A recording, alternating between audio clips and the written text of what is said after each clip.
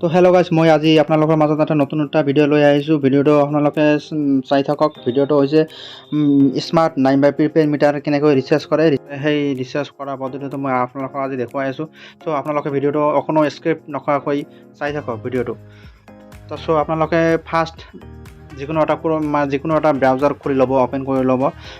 মই ক্ৰোম ব্ৰাউজাৰটো আপোনালোকৰ মাজত অ'পেন কৰি আছোঁ। আপোনালোকে ফাৰ্ষ্ট ক্ৰোম ব্ৰাউজাৰটো অ'পেন কৰিব। অ'পেন কৰাৰ পিছত আপোনালোকে ইয়াতে গুগলত চাৰ্চ কৰিব APDCL.org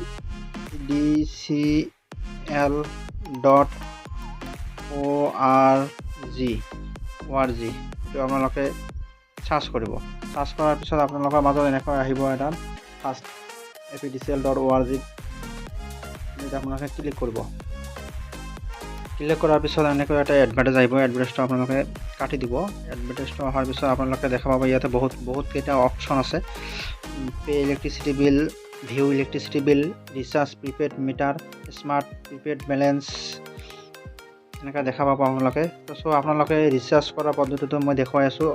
ভিডিঅ'টো অকণো স্কিপ নকৰাকৈ আপোনালোকে চাই থাকক। ৰিচাৰ্জ আপোনালোকে প্ৰিপেইড মিটাৰ নাইবা স্মাৰ্ট প্ৰিপেইড মিটাৰ যিকোনো মিটাৰ হ'লে আপোনালোকে ৰিচাৰ্জ প্ৰিপেইড মিটাৰ আপোনালোকে এইটোত ৰিচাৰ্জ কৰিব লাগিব। আপোনালোকে এইটোত ক্লিক কৰক।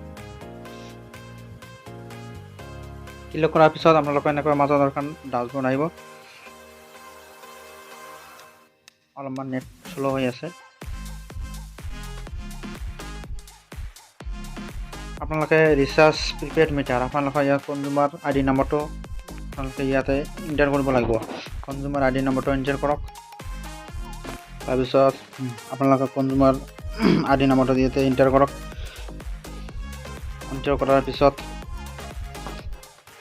এইটো আপোনালোকে কাটি দিব।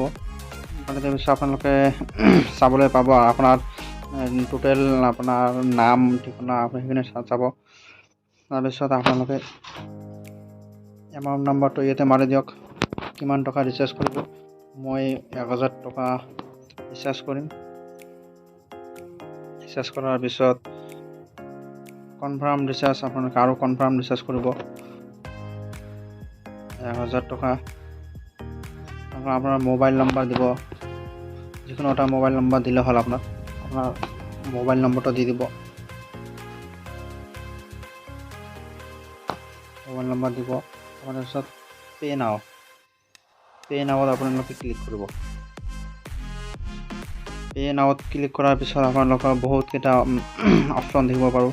Credit card, debit card, others debit card, internet banking আপোনালোকে বহুতকেইটা অপশ্যন আছে। আপোনালোকে UPI ID দি কৰিব পাৰে। মই UPI ID দি কৰিম। মই দেখুৱাই আছোঁ UPI ID দি কেনেকৈ কৰে। UPI ID দি কৰাৰ পিছত আপোনালোকে মেক পে'মেণ্ট কৰিব। মেক পে'মেণ্ট কৰাৰ পিছত আপোনালোকৰ এড্ৰেছটো এনেকৈ আহিব। মেক পে'মেণ্ট কৰাৰ পিছত আপোনালোকে UPI ID টো দিয়ক। তাৰপিছত মোৰ UPI ID টো মই দি দিছোঁ।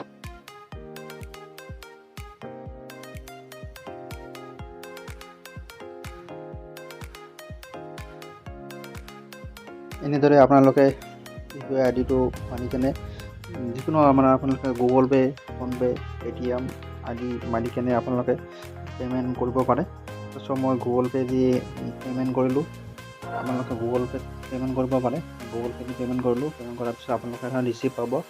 থেংক ইউ বুলি জনাব APDCLৰ পৰা। চ' আপোনালোকে ভিডিঅ'টো যদি ভাল লাগে like, comment, share and subscribe কৰিবলৈ নাপাহৰিব।